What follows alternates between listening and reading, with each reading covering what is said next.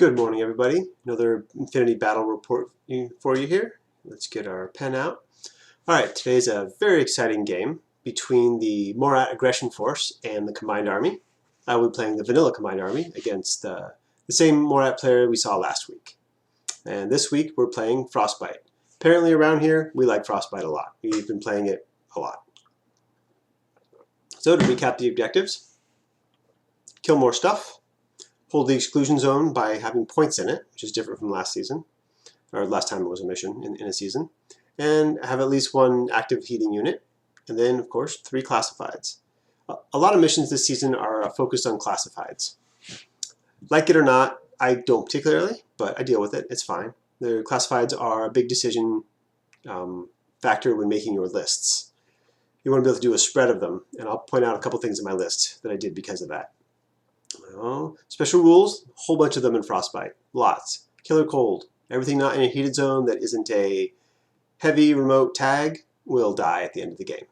And that counts as points killed for the first objective up here, which is interesting. And of course there will be a snow ops, which will not die either. So you can choose one light infantry person to not die. There's a bit about the heating units. They have structure and BTS and whatever. You can blow them up. They have the automated defense system. For what it's worth, I've never seen anyone even attack a heating unit, yet alone destroy one. So it's there, doesn't come up very much. There are the consoles, there's a, hit the buttons. Interestingly, there's no bonus for any specialist type in this mission for hitting the buttons, which it just makes it a little less consistent when you're trying to hit the buttons in as few orders as possible. When the bonus does appear in a mission, I almost always take it, because I fail a lot of those rolls if I don't. Alright, so moving on from that, there's Blizzard. Those are the zones that you put down to block things. We did not use this in this mission. Whether we decided not to, forgot about them, there's a lot of different things. Like the zones from last mission, or last season, which were 0G, we basically just never used them, because nobody really likes them. At least we didn't, so we did not use those. Bike Recon, we each took the Red Fury bike. The more I play, the more I'm sure the Red Fury is the right decision over the other ones. When other people talk about their SMG and how they, how it's really good when it drives up on, a Yodam at point blank range and is able to fire AP at the Yodam out of cover, well, those of you who play Magic will be familiar with Magical Christmas Land, which is exactly what that is. Yes, that thing would be great in that very, very niche situation. But if you're going to drive across the board with nothing better than an SMG to get up on some heavy unit that doesn't have a template to gun you down in the first order, right? It's just not worth the thought on it. Take the Red Furies, you can actually do something. All right, Snow Ops. Snow Ops is cool because it gives you an extra order. It used to be called Data Tracker. It also used to let you hit the button as if you were a specialist, which it doesn't anymore. And again, that just makes hitting the button a little bit more problematic. Problematic's a little overstatement. Just can't do it with your snow ops. No quarter, no retreat in this mission. Okay, so yeah, a lot of stuff going on in Frostbyte. All right, so this is my list. And let me see. All right, well, yeah, I'm playing Sheshkin this time. I like Sheshkin. I've always been a fan of her, even before she got really powerful at the end of N3. In the end of N3, when she was really powerful, I also really liked her, for sure. I got the multi-rifle in this. I went with multi-rifle because A, Frostbyte will be moving to the center of the board, so the close range shouldn't be too much of a problem. And I wanted the SWC elsewhere. As you can see, this list does max out my SWC. All right, Malingo with monomines. Again, people are going to be moving to the center of the board. I know I'm playing Morats. I'm kind of expecting some heavy infantry because of Frostbyte. So I think if I can monomine a couple of them, that'd be awesome. And it's just fun to play the monomines every once in a while. Victor Messer. Good specialist, good hacker, 2 wounds, part of the reason I like him. Character for doing objectives, for classifieds, same with Sheshkin. Hacker can do quite a few classifieds, so he's good. Tadaratsai, general good. Liberto, general good. Ikadron, kind of the same thing. Though I usually don't use Ikadrons. I take them a little more against Morats because I want to endanger more of the back line in case a diplomat shows up. Greif Operator. I really like the Greif Operator for attacking soft targets that present themselves. Like I often use them to get TR bots. If I can get within 8, which you can because you're using impersonation, and then surprising them, things like that. So I'm a fan of the Greif operator. The medtech. Originally in this list I had the Caliban engineer, who I think is a great piece also, and then I changed it to a medtech mainly so that I could have more objectives that I could do for the classified. So that was definitely a decision made by the prevalence of classifieds. Medtech gives 1 slave drone, a couple Imatrons. Group 2, overdrawn. I know, well, I've been having a lot of fun with this overdrawn. Every loadout of it is great. I kind of tend towards the heavy rocket launcher one because it has the submachine gun. If he has to get up close, he can use that. It's really effective. Remember, it's a damage 14 submachine gun. He can go to suppressive fire if you think that's the right answer. Yeah, generally a fan of it. Against Morats, if they're using their MSV guys, the Yaogats, they just won't be able to see him in the first turn. Same with the heavy rocket launcher MSV1. So he's got some points. Q drone, always good. R drone's always good. And a Taiga. Yeah, I had a few points left over. Thought it was better than a second slave drone. He can run up. Again, Frostbyte, people are going to be moving to the center, so he can move up there. And, for 5 points in group 2. Also, if he just makes a couple dodges and wastes a couple orders, he's worth it. So, 1 Taiga could have been a hungry, pretty much the same thing to me. If I'm not planning on rushing with it, I guess I would prefer the Taiga for the better dodge. But then, when I do, I always get up in close and wish I had the climbing plus. But, yeah, I'm really split over which one I like better. So, today I have a Taiga. All right, my opponent's list. Of course, I don't know it before, right? But this is the list that he ends up with. We got a Kornak, pretty standard. The Suryats here, they're going to form a Harris at the beginning. And what's interesting is that Anyat can jump into that Harris, making it a 4-man later on. But Anyat will start the game, as we will see, in a duo with the Sogarat here, which is pretty cool because Anyat brings all sorts of cool toys. Smoke, EM, K1, she's a specialist, right? All sorts of good stuff there. Zuryat, Killer Hacker. All the Zuryats are good. All the specialists are good. It's a shame that none of the hackers have mines. That would make them a lot better. I get it, they have decharges, which makes them better for more objectives, and that's great, but mines would also be good. And in this mission, this definitely could have been a forward observer Zuryat for a similar effect, unless you really want the, trying to get your enemy's midfield hackers. But yeah, Zuryat's great. Q drone, R drone, 1 dot. And the medtech. And again, the bounty hunter is free. I did not include it in my list. My opponent did. That's why I have it here. So comments on this list. The medtech really needs a slave drone. He can't be everywhere. Can't be where he needs to be. I don't know what I would specifically change in this list to give it a slave drone, but possibly that R drone right there could be a Gaki, and you can just change the order to regular with command token every turn, because you probably have plenty of command tokens, and hide them if you really want the order, and that would give you enough for 1 slave drone. That would be fine. You could even just lose the flashpole spot and get 2 slave drones. You're down 1 order, but you got a lot of orders, right? Because of the lieutenant and strategos over here. It's definitely not terrible either way. I definitely would have at least 1 slave drone. Two would be nice, but 1. Okay. I guess there's a point left over here, so maybe that changes that a little bit, right? You could probably get a Gaki and a slave drone.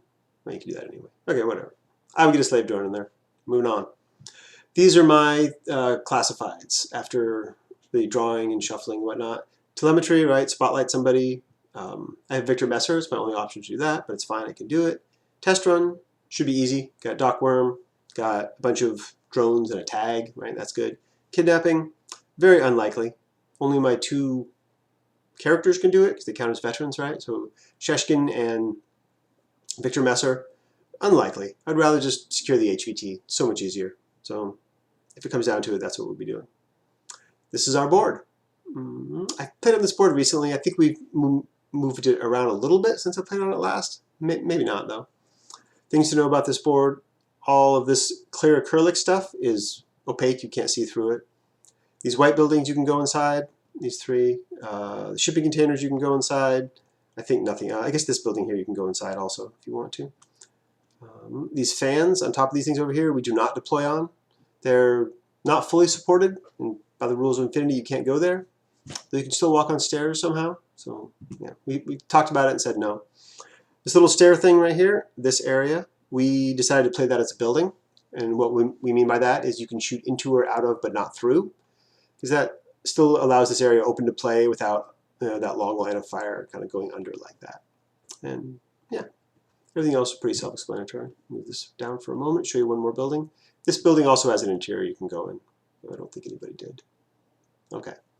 I lose the lieutenant role, and the Morats choose to go first, which seems right. Frostbyte's a fine mission for going first. Morats like going first. This ends up being the side that I deploy on. My opponent will be on the other side. Here's a view from the other side. You can see the same thing. The car. This is a heater here. There's a heater inside the building, like right there. And this will be my heater, and these are the three consoles. 1, 2, 3. This is not on our board, right? This is a divide. You can see the divide of the maps right here. So don't worry about this stuff over here. Interesting, in this deployment zone goes to about right here. So you can have someone start on top of this building, which is good for that side. Okay, starting with deployment. On the Morat's far left, we have that R drone. This is their HVT in the corner up there. And this is their single Dadarazai, who's prone over here. Moving to the right, we have the Harris, which is the MSV-1 heavy rocket launcher up here. The TAC Awareness HMG, and Kornak over here. This is a good position for him to be in for countering things on my first turn, but it's not a good position for him to be in if the Harris wants to move out, right? Because eventually they'll have to abandon him, or I don't know, or spend an order climbing down, right? So going first, I'm not sure that I would have taken this position. I might have put him on a corner here or something like that, if I was planning on moving the Harris up. I think that that's not his plan, and so that makes that a better position, because we have inside here, which we'll see in the next this Osnat is standing in for the Zodiac Killer Hacker. And there's a console right up there. So he's probably planning on moving out with her. At least that's what I think when I'm watching it. Over on his right flank, we have his Q drone tucked into that building, his medtech down here, and his bounty hunter over here. See this prone token here? Bikes cannot go prone. He was indeed not prone, but he had it down there for a moment before we realized that. Goes to my deployment, keeping in mind that he has 2 reserves. He has to tell me he has 2 reserves, because you tell the opponent how many models are there. And I can count what's on the board, so I'm pretty sure at that point that there's no diplomat coming in. Yeah. Okay, this is my deployment. This is actually my hidden deployment picture. So ignore these 2 right now. They'll be a little different, but this is where my hidden deployment Malingos will be. He's looking straight at the center objective, which was where that Osnat was also looking at in our last picture. Okay, so starting my actual deployment from my far right, Icadron guarding the flank, my biker guarding the flank there. That's the facing on it I'm showing you. I'm trying to not give this diplomat anywhere to walk in, because I don't know if he's here yet, right? And I think there is a little area right here he could walk in. But right next to an Icadron seems dangerous. He could get spotlit. Icadron could make his dodge and face him, same with the biker. So it's not a great position for him. Moving across, we've got the R drone, and R drone, slave drone, another R drone, Q drone here. Inside there, we'll get a picture. That's Sheshkin. This R drone is set up to see over the Q drone, who's prone, to basically cover its positioning here. So that they may have to fight both of them if they move out a little too much, or protect the corpse once it's down. I don't know. I like the double stacking there. It wasn't quite enough so that they couldn't see only one of them because of the angles, but it was some protection. Camo tokens that you see. This is the mine. This over here is the Liberto. So one thing about TR bots in general is that people like to engage them from up close, within 16, within 8 if possible. So I always like to protect that zone. And you can see the entire zone here, where you could engage that guy from that range, is protected by this mine and the Liberto, flash pulse, right? That's to dissuade you from getting into range, into bad range on the Q drone and engaging it there. This is my HVT in the corner up there. Okay, moving again over to my, you can see inside is Sheshkin. Yeah, next to Sheshkin, outside is my Dadarazai. There's the Dadarazai there. Moving over, we've got my Taiga, Victor Messer, the 2 Imatrons, and Doc Worm. Again, you can see how my sides are covered here, right? Doc Worm can see like that, so he's looking down all this way. The R drone sees kind of like, oh, excuse me, that was a bad line, like that. Victor Messer was looking this direction. There's no room here for a diplomat to walk in, and the Taiga is just peeking this little corner here, so he can't walk in anywhere here without being seen by the Taiga. So my back line is pretty well covered from the diplomat, with the possible exception of over near that Ichadron, which is kind of a trap, right? Because even if he goes over there, all he could do is kill the Ichadron and the biker, and I'm just not that worried about that. And he quite possibly would die doing it to flamethrowers or whatnot. Okay, I have my Greif operator, who's over here. He's got a little line of fire to the enemy R-drone there. Thoughts on this is, if that R-drone activates, I'll take a shot at it, because he can't hurt me, right? I might get a free kill on his turn. And for anyone to go over here and get the Greif operator is going to be a lot of orders that he's not going to want to spend doing that. Because again, Frostbyte, got to run to the center, got to hit buttons. So I think this is a pretty safe positioning over there. And my opponent's reserves, which are the duo, the AP HMG Sogaret and Anyat. It's pretty neat to have a whole link, even if it's just a duo in reserve. Another thing we've talked about with Morats is holding a whole Harris in reserve when you're going first. Like you could have kept Kornak in both Suryat's reserve by spending a command token for an extra reserve, and then you could have put down that whole Harris as a reserve. And I think that would be a powerful placement. So they go down over here on his left flank. Again, remember, my Greif operator has a little viewage over there. So if he wanted to, he could send Anyat and or the Sogarat over that way to deal with the Greif operator, which again would take him at least 2 orders, right? Move, discover, and then shoot, or move, and then nothing, and then discover, shoot, something like that. So at least 2 orders of them not moving up into position, not doing the mission. I would be pretty okay with that. And, okay. My reserve is my overdrawn on this corner over here, overlooking. You can't see a great line of what he can see in this picture, but I can see his biker here, which I like. I can see into the building where his Harris is on top of and around. I can see this whole approach here, and I can see this objective over here, like the line leading, there. So again, if he's going to rush the Q drone, he's going to have to fight through that. If he's going to try to get this objective, he may have to fight through this. So he's got a lot of viewage out here, and he's pretty tough. And most importantly, I'm very far away from that AP HMG, and I have cover over here.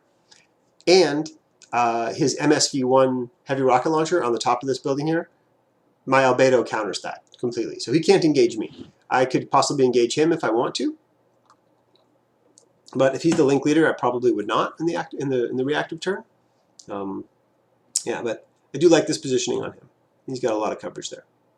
Okay, so we're going to start out. I spent a command token to reduce 2 orders from the Morat's pool. They have a full order pool, which for them is 12 regular orders, attack awareness on the Suryat HMG, and an irregular order for the biker. And so I dropped them to 10 regular orders and those 2 irregular. First thing that happens is the Sogarat and Anyat move up. This is an interesting situation. The Sogarat's going to be firing through here at the Q drone. And the math on this fight is not great, right? The Sogarat is BS 13, B plus 3 for range, -6. So he's going to be hitting on 10s, while the Q drone will be hitting on 11s. So the logic behind the fight by the Morat player is he just has to get 1 hit through, Q drone will probably go down. And the armor effective 9 in cover of the Sogarat here should be able to tank any misses there. This is true. I don't like it because you can also just waste 3 or 4 orders shooting the Q drone and losing, bouncing armor saves. Anya could just throw smoke over there if you don't want to deal with it, right? But he doesn't want to kill the Q drone for various reasons, so he engages there. The first order doesn't go well, and the Sogarat takes a wound, right? He keeps doing it, and the second order goes even worse, and the Sogarat is killed. Now, the math on that is terrible, right? The chance of him dying from this attack, really, really bad. So I understand why he did it. He even went straight to dead because he's got no wound in cap. He can't be doctored or anything. So very bad start for the Morat player, just losing his guy and spending 2 orders doing it, as Anyat moves up, though. So there's 1 wound there. The next wound, he'll be gone. Anyat will be all by herself. So Anyat is up there. Shimu's going to move up to the corner and throw smoke out there. It's a great smoke. It blocks pretty much everything seeing over there, which is the Q drone possibly still and the overdrawn. It allows her to walk straight across to the objective on my my far right. So she walks over there, she hits it. It takes her 3 attempts to hit the button. Again, huge order sink for the Morat player in their first turn. But she eventually hits the button after a couple attempts and moves back over here. So there she is, kind of yo-yoing back and forth between the objective. Eventually she gets it, eventually she gets it over there, and throws the Torkin down on it. She, of course, chooses the Morat's deployment zone heater to turn on. And then she retreats back to there. This is part of a coordinated order, which brings the Osnat out, and I think he broke the link to break up the Suryat and Kornak over here. Pretty sure that's right. 1, 2, 3, 4. Yeah. So he didn't want the heavy rocket launcher to get seen by the Overdrawn and get shot at. So he breaks the link, moves those guys up. They move up to here like this. Yeah, there's that. And then the attack awareness, I think he reforms the link with Anyat. That's what it was. And then he reforms the link with Anyat to give them a 4-man. And that gives the 6 cents to the heavy rocket launcher there, so that if I do shoot him, he shoots back with no penalty. Again, referring to the overdrawn MSV1 versus interaction. Okay, so then I believe the next order, yeah, the link is reformed there. This guy will stay prone so as not to be seen by the overdrawn, and the HMG will move up and back and engage the Q drone, sort of like that there. And you can see the Q drone indeed does go unconscious to that. The Morat player really thinks about finishing off the Q drone there, because he can move up and put more bullets into it. He ends up not doing that though. I think he just repositions the link a little bit, right? Repositions the link over there and pulls the Suryat back inside. And I do think that was about it for his turn. Yeah, nothing else. This is them just moving around over there. You can see the link leader is now on top as the heavy rocket launcher stands up.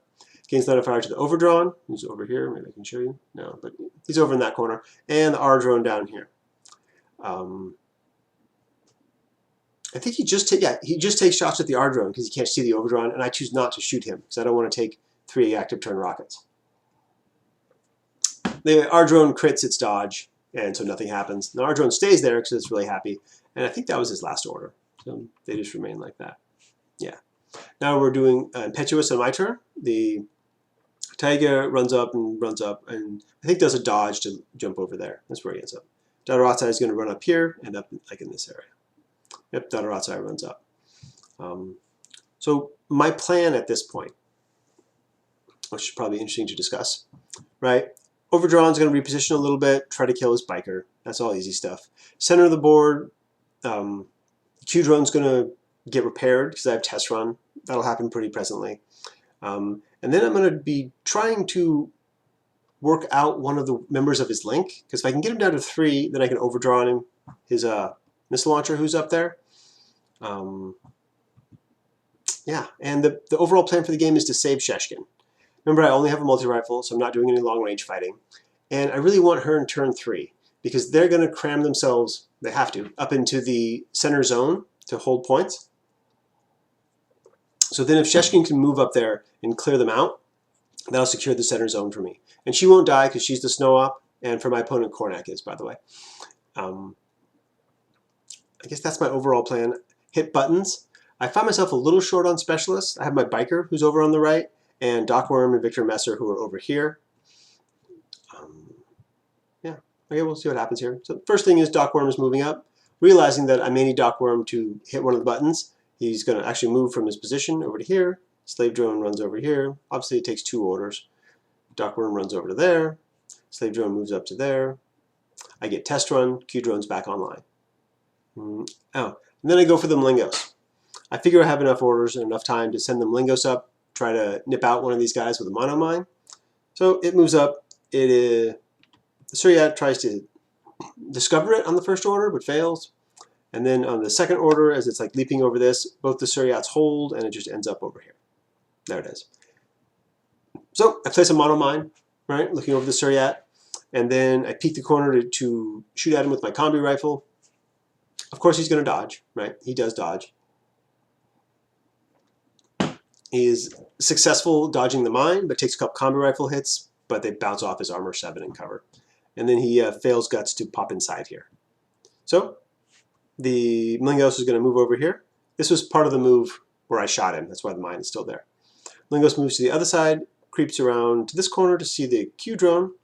He's able to handily beat him in a combi rifle fight. Remember, I've got him to his -6 cover, 0 bracket for the Q drone, so it needs like 2s. And then the Q drone goes unconscious to that.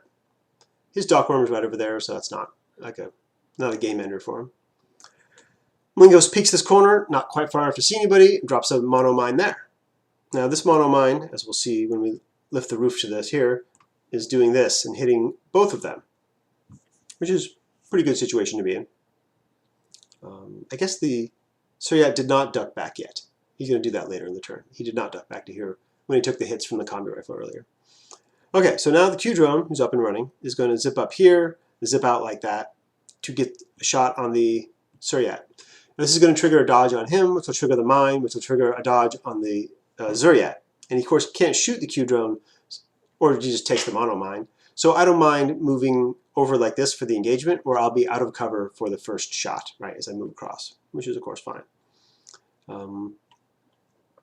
Before I do that, I do the overdrawn a little bit. It takes me a few orders, but I eventually put his biker down, and that's all it can see. So that's all it really does there. Okay, Q drone moves over. This is our silhouette as checking line of fire. We got it. Moves to there, takes the shot. Both the Suryat and the Suryat, who's in there, both make their dodges and don't get mono-mined. But the Suryat does take 1 wound from the HMG. So the Mlingos pops around this corner again and lays his last mono-mine there. Basically the exact same positioning we just had. But I'm getting really low on orders. Haven't got an objective except for test run. Don't have a lot left to do. So it's an interesting positioning over here on the Mlingos, right? Because Dock Worm is over there, the Q drone carcass is there, a couple guys inside. This is one of the few situations where suppression fire might have been the right answer. I don't do it. I'll get back to that, what he does in a minute. But the Greif operator activates and just takes a free shot here, almost free, right? He can't hurt me. And I put the R drone unconscious, so it takes an order away. That's pretty much all I do there. Yeah, put him unconscious.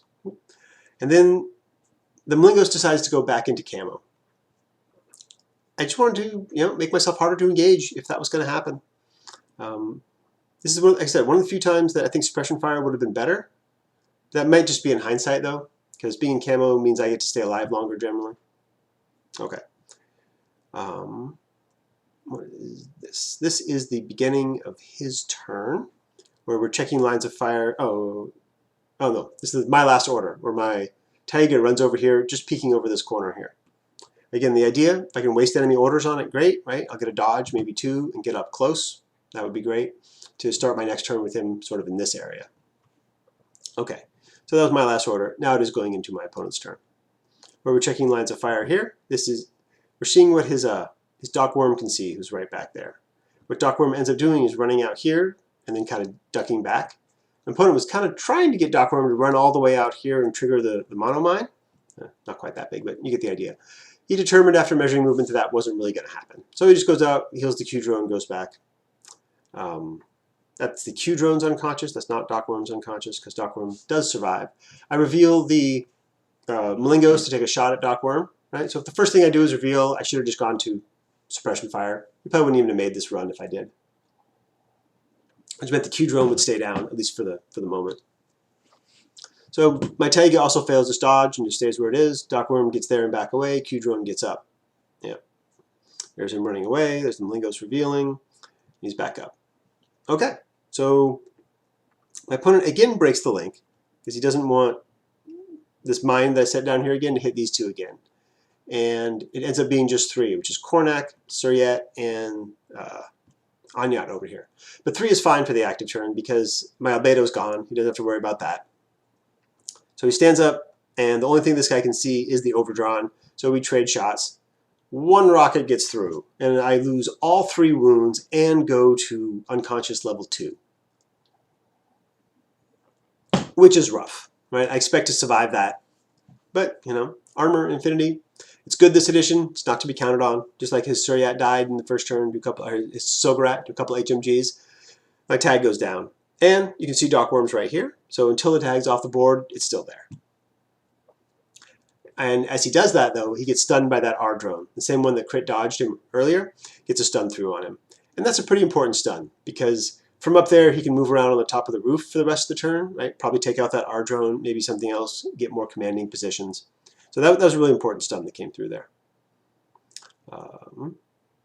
This is Kornak scooching up a little bit. Is that right? Yeah. Or it might be the Dadarazai we're checking here. Because what happens next is the Dadarazai starts trying to put some smoke down here so it can get by the Q drone. It takes him 2 orders to get the smoke down, but he does. He thinks about it, he gets it down. And then he runs out. This is a good run, right? Because he's going to go across, he's going to come around, trigger that mine, and be able to engage my my Malingos. Right? Comes around the corner here, mine goes off on him, Dadarazai doesn't care. I decided to shoot him with the Malingos because I think he's going to dodge. And even if he chain rifles me, it's likely I only take 1 wound, I go unconscious, I have a decent chance of regenerating it end of turn. I could have dodged to dodge the chain rifles, but I don't. I shoot him, and miraculously the Dadarazai saves versus the monomine, saves versus my combi rifle, and I fail one of the 2 saves from the dual chain rifles, so the Malingos will be unconscious. Of course, the mine will be gone. Another picture of the same thing. Okay. All right, so now these guys can stand up and start doing their thing over here. Kornak moves up a little bit. HMG moves up a little bit. Dadarazai, I think there's just repositioning over there is what's going on. Dadarazai runs up. He's going to come finish off the Malingos, which is a great idea because that Malingos can regenerate, and still do stuff up there. So he runs up, takes him 2 orders, move, coup de grace. That's fine. It does leave the Dadarazai a little bit exposed here. So what I've done is maybe move and shoot at the Malingos with the chain rifles again to finish it off, and then with that second order, move over here to be a little more hidden. I think that would have been a better move. Yeah, so now we're over to my turn 2. This is the impetuous of the Taiga that runs over here. Throws his chain rifle down here, doesn't quite hit Doc Worm. Q-drone makes it save, and the Taiga gets destroyed.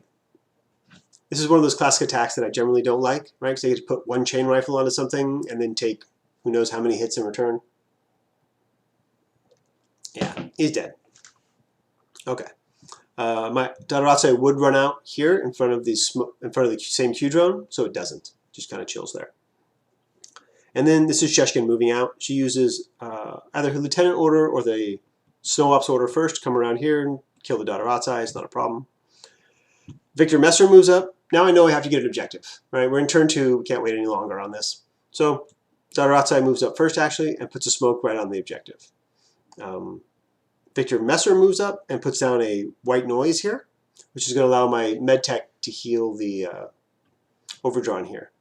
Which, strangely, I end up spending a lot of orders on Doc Worm, and he's in Group 1, so it drains a lot of my Group 1 orders. Often my medtech is in Group 2, just so I don't have this problem. Yeah. Medtech runs all the way up to here, next to the dot, around the corner, hits that button, and back over to here. At the same time, I'm moving my slave drone, who runs across the board that way, from where it healed the Q drone, over to where the overdrawn is. I turn on the heater in my deployment zone, of course. There's the slave drone. It ran all the way over here as Doc Worm was moving up, and then climbed up to here. Slight mistake, I should have jumped, because I get 6 inches of jump move. I could have moved Doc Worm and the slave at the same time, possibly saved myself an order. And then I run over here and fix the overdrawn. I get him up to 2 wounds, right? 2 of his 3 missing, by healing him once, which is fine. I don't want to spend more orders trying to heal him again. And I'm down to like 1 command token at this time. So there is the linked HRL, MSV1, looking through that white noise, but it still has 6 cents because there's still 4 members in the link. The link leader is down here on the Suryat, and then Anyat's over there, Kornak's down there, and of course him. So again, it's not a great fight for me. It's 3 dice on 13s versus 2 dice on 13s. It takes me a few orders, but it's all Group 2 orders, and I just pour all of them into this guy until he's dead. Like the first order, I think I get 1 wound in. The second order, either nothing or I kill him. It takes 2 or 3 orders to do it, but I eventually do burn him unconscious with my heavy rockets. All right, and then I reposition my bike. It was like over here. It just zips up using its irregular order. And I'm just basically getting ready for next turn. Because I see that I've got one objective, he's got one objective. I need things to be moving up, ready to get that other one, should I have a chance to do so. And the bike was just too far back. I could have taken its order to do something else, but I didn't. And then I also retreat Sheshkin. She runs back to her little hidey hole. And then the Liberto moves up over to here. So I'm being seen by both this Suryat and Kornak as I do that. I'm doing this to cover the center objective. So here I'm a little over-focused on the center objective. If you look back at our objectives, having one heating console hit or turned on is one. So the second one isn't all that important unless you're going to have a bunch of stuff in that dead zone that's going to freeze to death. He doesn't. He only has Anyat and the Suryat, which are a few points, but not that much. And I was really worried about him hitting that objective. So I move up here where I can look at it with the Liberto. Liberto gets discovered. That's fine. Doesn't really bother me. I can see the objective. I can lay mines if I see people. Yeah. And then I also, with I think my actual last order, repositioned the Greif operator who was here. He stands up and moves and then moves. Now he's looking down this corridor here. Again, I'm just trying to cover that objective a little more with my MSV1. So if he throws smoke out there, I can still shoot through it. I'm a little over-concerned, as I said, with him hitting this objective. Once you look at the victory conditions, it's just not that important, actually, at this time. What is important is getting points into the center zone, and I have Sheshkin hidden, obviously still uninjured, ready to counter that. So that's much more important. And there's him positioned. I would have loved to have had an order to go on suppressive fire here, but I don't. So it goes over to my opponent's turn. Anya peeks back over here to throw a smoke down out there. One of my R drones can see her from somewhere. I don't have a thing of it, but I guess that's not what happened first. I'm sorry. First, the attack awareness on the HMG comes out and shoots at the Liberto. I just lay a mine because, again, probably not going to survive that. I really want to mine down covering this objective because I'm overly focused on it. The Liberto, fortunately, just goes dogged and gets his mine down, obviously. There's the R drone that can see over here to where Anyat's going to be. She peeks around there and throws smoke out here, somewhere out there. That works for Anyat. She gets her smoke down. Boom. Right on the objective. It's at this point that we both realize that hitting that objective just isn't that important. Points are important, classifieds are important, and that's about it. By points, I mean keeping your guys alive, getting them into the center zone so you can hold it.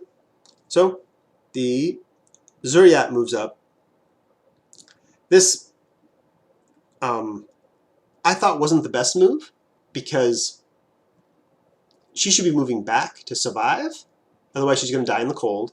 And you need these heavy guys moving up to get in the zone here. And they can do the gunfighting just as well as she can. My opponent does eventually get a classified like this. So that's not, I didn't know he was doing that when I saw this move. But I don't know if it was worth it. Probably to get the classified it was.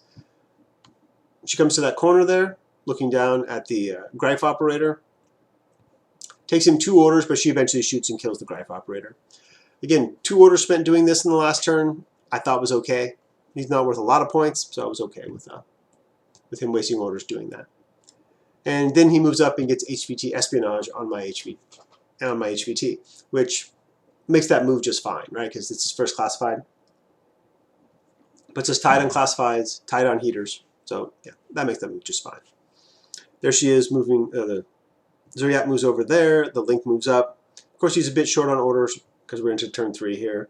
And I think that what happens is the Link just moves up like that. Boom, boom, boom. And they all just are here, here, and here, which is in the center zone for scoring. And then the Osnat just moves up. I think she's just standing out in the open there. That's what she's doing. Then his Q drone moves over here to get a shot at my overdrawn. And this is actually a really important engagement because I only have 1 wound, so you could definitely put me down here. And the overdrawn's a good amount of points. It's also the chunk of group 2, right? So he doesn't want me to be able to run those points up, let alone be able to shoot things. This engagement goes well for the Q drone. It hits the overdrawn, but I make my save. I'm armor 9 in cover, right? So it's not that unlikely, but yeah. And this is my turn. Turn 3. Dotteratsi running out, and I put down a smoke cloud here against the Q drone. I'm successful, and I don't die, so smoke goes down. This is good, because now Dotteratsi, if he wants to, He's got the option to run in here, right? Being fairly unopposed. Doc Worm can see down there, but you know, whatever.